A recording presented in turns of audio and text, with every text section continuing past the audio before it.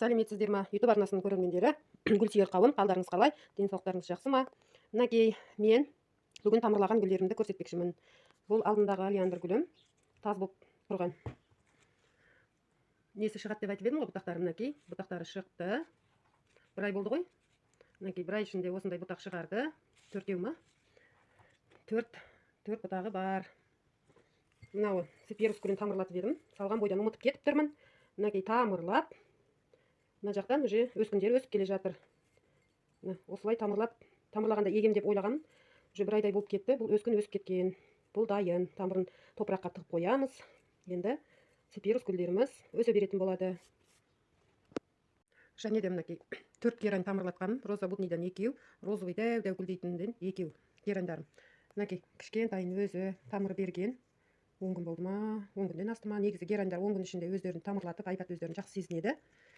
Мынаны бас жағында 1-2 жапырағы бар болған. Үстіндегі жапырағы қурап түсті. Бірақ та мына жерінен 2 бұтақ келе жатыр. Қурап қалса, үстіндегі жапырақтары қорқпаңыздар. Бұның жапырағы жоқ та тамырлай береді екен герань гүлдері. Мына 2 бұтағы бар. Мынау үшіншісі кішкене үлкендеу болған. Бұл да тамырлаған. Мына өзін жақсы сезініп тұр. Кішкене жапырағы қурады. Бұны бұлай алып тастасақ та болады. Осылай. Құраған жапырақтарынан қорқпаңыздар. Және де жерін топырағына еккенден қорқпаңыздар. Топырақ болса, гүлді отырғызып қойсаңыз, өсе береді гүлдер. Қорқпастан гүлді егіп бастаңыздар. Жердің топырағына болсын, сатып алған топыраққа болсын. Негізі сатып алған топырақтарға тез-тез тамырлайды дейді. Мен өзім сатып алған топырақтарды онша көп қолданбаймын. Жердің топырағына барлық гүлдерді осылай тамырлата беремін.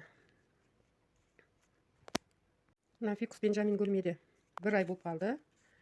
Байқасаңыздар, мінекей жердің топырағы болды. Тоже тамырлаған. Тамырлағандан кейін осындай жаңа жапырақтар қосып жатыр. Кішкентайында тамырлатып қойғанмын. Бұл да тамырлап, жаңа жапырақ бұтақтарын беріп жатыр, кішкентай болса да. Жанынан бір бұтақ шығарып алған. Және де жапырағы шыққан. Жердің топырағында құрт құмырсқа, және де басқа да жәндіктер болады. Оны қалай егесіз? Жердің топырағына еккендерге. Мен жердің топырағына еккенден кейін жусан менен суғарамын. Өзімізде өсетін жусан шөбі. Полынь дей ма, орыстар? Сол менен. Мінекей, бұны қалай дайындайтынымды келесі видеомда түсіретін боламын.